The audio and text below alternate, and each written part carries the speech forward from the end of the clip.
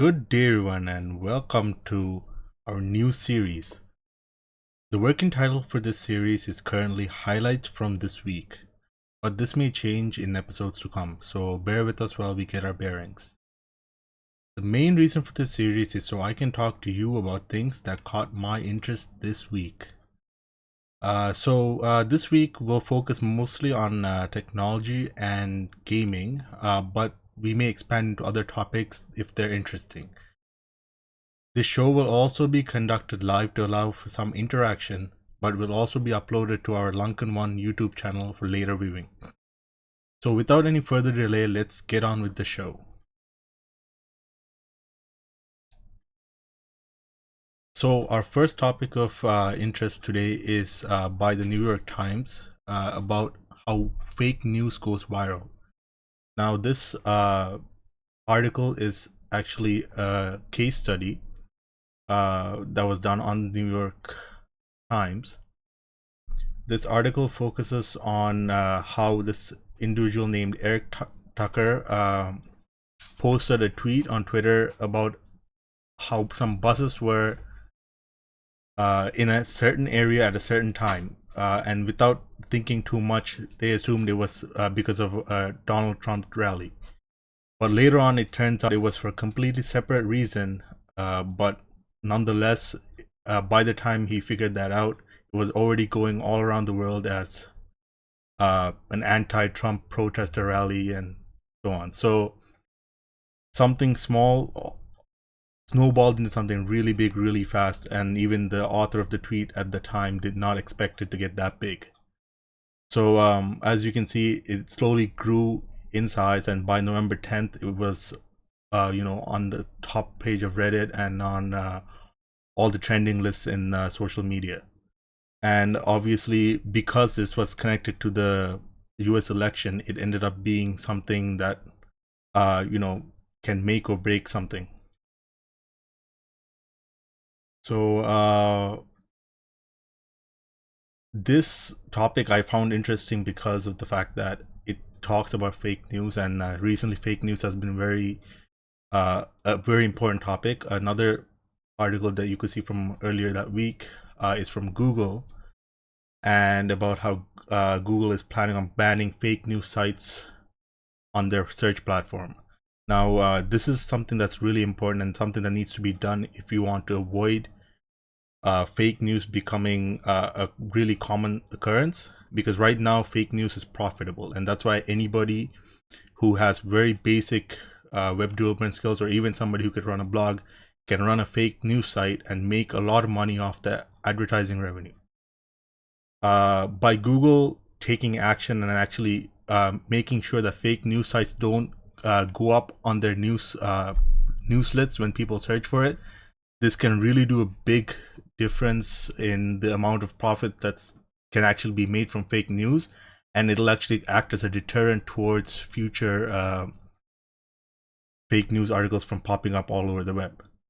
Now, another issue that we can see is with Facebook and other social media, and how fake news can get around social media much faster than it does through normal means. And a big issue that big company that's currently under fire is Facebook, and Facebook is currently under fire because they are being accused of not doing as much as they could to reduce this, and they're not doing much to address it. Now, there are talks saying that some Facebook employees are reportedly looking at getting rid of fake news, and while at the same time we've all seen Mark Zuckerberg avoid talking about fake news overall, just trying to avoid it as much as possible in the media. But recently we've been slowly seeing him talk more about it, and saying that they will take a stance and they will slowly start taking action.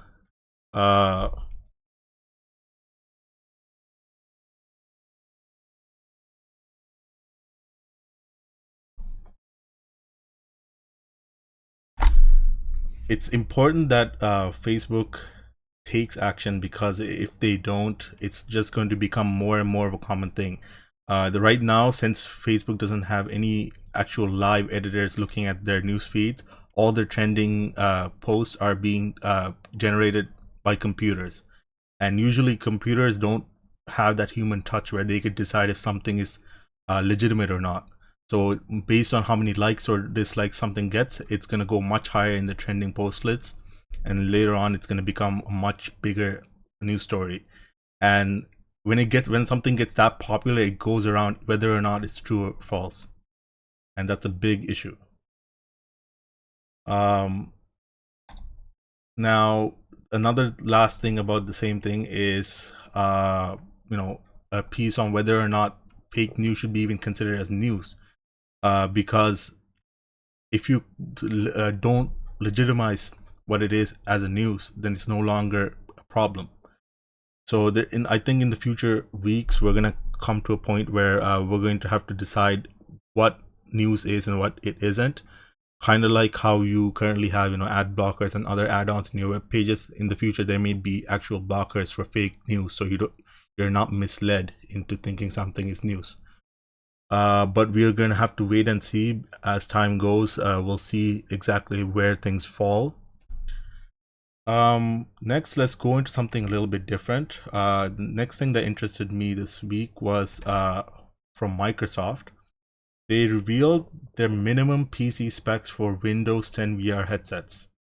Now, these VR headsets are their own hardware, so this is not looking at any of the other stuff like Oculus or even the ones from Steam, the Vive. So based on what they're saying, Microsoft's minimum specs are actually pretty low, and they actually surprised me a little bit more, because some of these specs don't even seem to be what Windows requires at the moment. So like 4 gigs of RAM is not something very uncommon in a PC in modern times. So as long as it has a modern graphics card which supports DirectX 12, it should be pretty good to go.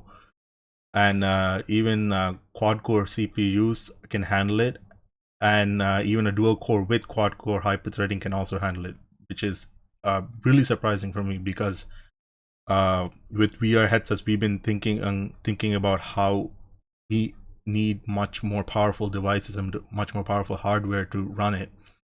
But Microsoft's minimum spec sheet shows that it can be much easier to run it, and also at a price point that's pretty low, which is $300. I think we're still gonna have to see how this turns out. Right now, the Microsoft holographic shell demo is pretty limited. If you look at this video, you can see it's a very small grasp of what it actually can be, and we don't really know how this will handle with other experiences, for example gaming, which is a big part of VR. So as of now, for general purpose use, I think it'll be good, but right now I'm not sure how well it's gonna go with people. We will just have to see. Now with this, let's move on to another VR topic, a topic that is pretty cool, because I like the topic of VR in itself, and knowing that VR is getting more and more popular, it's really great, because at one point we were worried that it's not going to become mainstream. So Google Earth VR is out now. Google Earth VR is pretty much a virtual reality experience for Google Earth, where you could go all around the planet and look at all these beautiful scenes from a 3D experience, and you could go to all these landmarks that you could never go otherwise and experience them as if you were there. This is really, really cool, and the fact that it's free is amazing. It's also available on the Steam store, so it's even easy to get it on the system itself. And I think many people who have VR will definitely enjoy this experience. Now, I think in the theme of VR, there is something else that we need to look at, and that is the VLC media player. Engadget posted this article about how VLC media player now supports 360-degree videos. This is currently not built into the mainstream version of VLC. It's a separate download, but nonetheless, if you get this download, then your VLC media player will be able to support 360-degree videos, which go hand in hand with VR headsets. So in the future, this could actually be a big potential area for media, where people are experiencing content in a 360-degree view, where they experience different aspects of the videos in their own way. So it's really interesting that VLC supports this, because VLC is very popular and it's free. So many people are getting their hands on it. Many people are able to use this and make their own applications for it.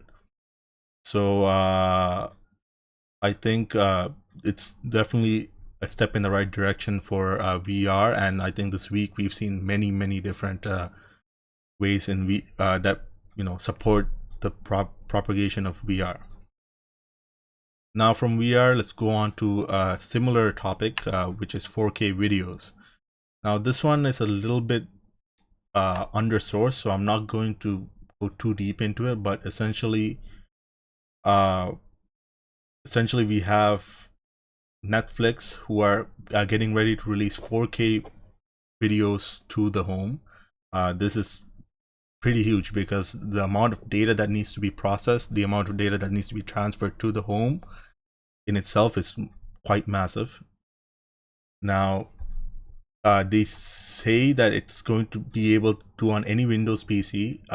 They do seem to be promoting the Edge browser, but I think that's mainly due to the problems with hardware encryption and making sure nobody illegally possesses this content. And currently, the Edge browser is the only one that supports this kind of content management. Another issue that I see with this, but they don't go into detail, so it's really hard to tell at the time exactly where it's going with it.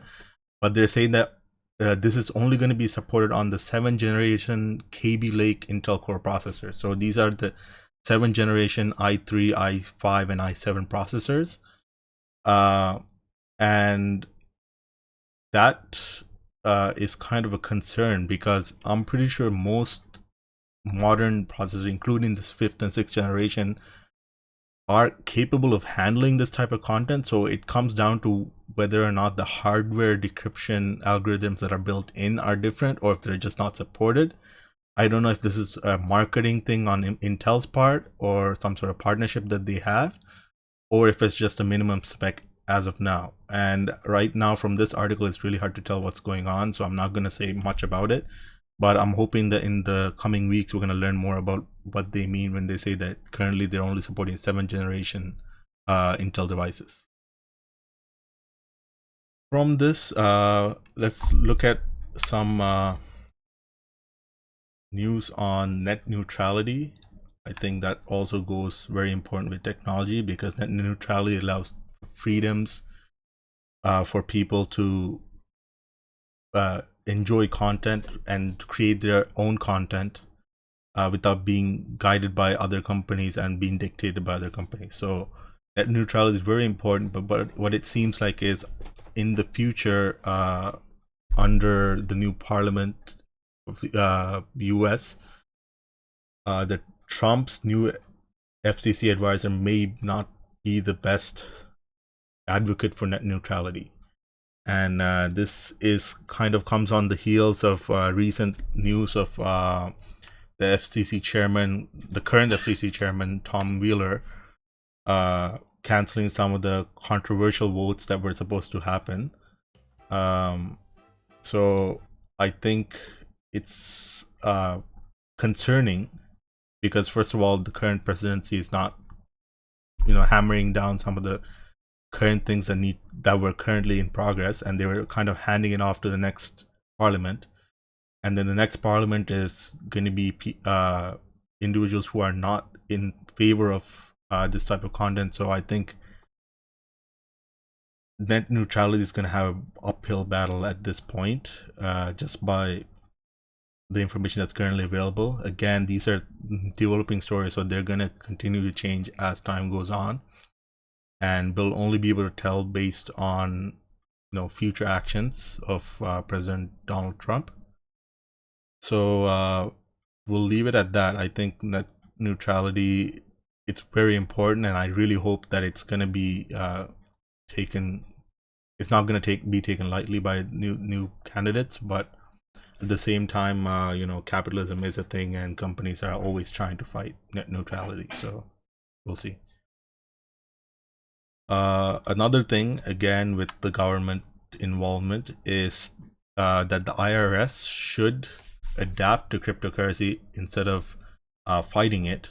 Now, this has been a very common thing for a while now. People have been accusing cryptocurrencies of being mainly used for illegal purposes, even though it has a massive community behind it of people who actually embrace it into their daily lives. Now the IRS in the United States still doesn't support it as a form of currency, and therefore you can't file for taxes in Bitcoin. Now this is a problem for most businesses who want to embrace Bitcoin, because they have to go to additional hassles when they're coming to filing their taxes. Now, the IRS has been very, very tough on cryptocurrencies as of now, and they've been fighting it. But I think, as with most technologies, it's important that they just learn to embrace it, and instead of completely ignoring it, they should actually develop laws that'll help them better guide how they use it within their own country. And I think this is going to be important for many countries all around the world. I know recently China has been slowly starting to get used to it, and US has definitely been a leader in that. But I think this is a big area where it can improve, and in an area where cryptocurrency needs to be considered as a daily usable thing. Yeah, I think I'll leave it at that. Another thing, not really big, but I think it's been something that the FBI has been doing for a long time, is they've been wrongly telling people to change their passwords frequently. But they've been telling them to change their passwords frequently while not advising them on how they should select their passwords. In all honesty, the best way to protect your privacy and make sure that your private information is not accessible to others is to have a different password for every single site or application that you create an account for. So what they should be doing is telling people, instead of changing their passwords regularly, is to use unique passwords for each web service that they use, and at the same time choose passwords that are much more stronger. I would personally advise that if you are concerned about your security, that you should use some sort of password manager. There are many forms of password manager, including ones that you have on yourself, so nobody else has access to it. But if you have trouble remembering all your passwords, use a password manager, but at the same time change your password from site to site. Don't use the same password for every single website. And if you do that, then you honestly don't need to change your password frequently, because there's no need. You're not using it anywhere else, so there's no risk of it being exploited and somebody else getting access to all of your accounts through one password. So I think the FBI really needs to fix what they're doing and correct the way that they form those speeches. And they've been advising people online through social media and so on. So it's important that they get the information correct. We only have 2 more stories to talk about. One is something I really find cool, which is about drones. This is about Intel and Disney partnering to paint the sky. Now this is going to be happening at Disney World, where they usually have a nightly fireworks show.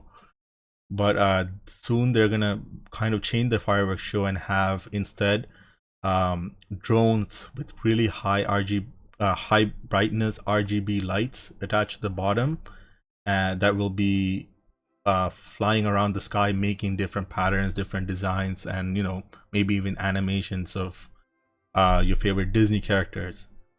Now this is cool for so many different things, but mainly for the fact that the technology that goes into it to have all these drones working together in sync, at the same time, the amount of power that would be needed to make them light up that bright and make those colors change and so on. So it's definitely a marvel of engineering, and they would have to be very careful on how they're going to operate it, especially because they're going to be above many different people in the Disney parks, and you don't want one of these drones to just fall down and hit like a child on the head. So I'm sure a lot of thought has gone into it, and even by the design of the blades, you can see that they're covered by plastic protective shells, so that they're not going to hit people even if they do fall. So they have put a lot of thought into it.